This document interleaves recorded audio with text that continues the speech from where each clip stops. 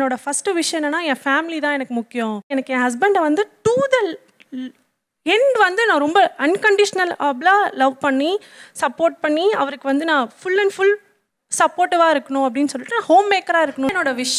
பொருளாதாரம் மட்டும்தான் ஒரு ஹஸ்பண்டுக்கு வந்து சப்போர்ட் கிடையாதுல்ல.